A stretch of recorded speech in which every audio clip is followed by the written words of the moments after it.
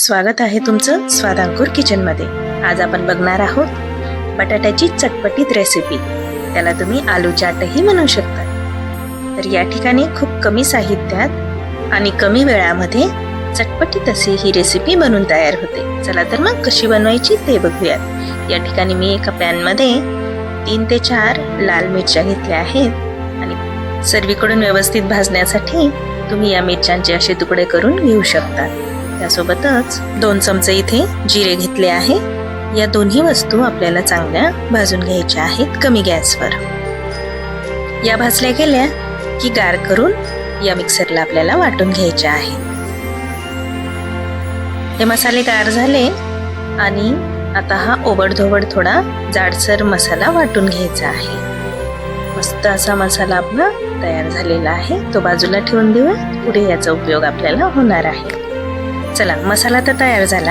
आता काही भाज्या आहेत त्या बारीक कापून घेऊ। यामध्ये हिरवी मिरची, टोमॅटो, कोथिंबीर, कांदा आणि मेन म्हणजे बटाटे। परंतु बटाटे इथे आपल्याला बारीक न कापता इथे त्याचे स्लाइस करून घ्यायचे आहेत। बघा, बटाटे उकडून घेतलेत मी पहिल्यांदा, ते सोलून घ्यायचे आणि त्याच्या अशा गोल चकत्या कापून घ्यायच्या आहेत। सर्व बटाटे मी असेच कापून घेते आहे। तोपर्यंत तुम्ही चॅनलला लाईक करा, सबस्क्राईब करा आणि कमेंट करायला विसरू नका। सर्व साहित्य आपले तयार आहे। चला तर मग आता चाट बनवायला घेऊयात। चला तर मग इथे बारीक चिरलेला कांदा टाकला आहे।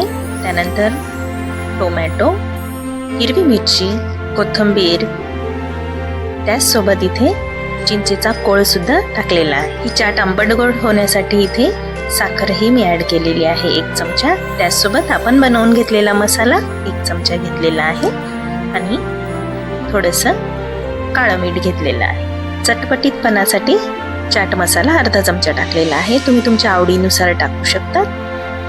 आता या सर्व वस्तू छानपैकी मिक्स करून घ्यायच्या आहेत आणि तयार आहे आपली बटाटा चाट किंवा आलू चाट।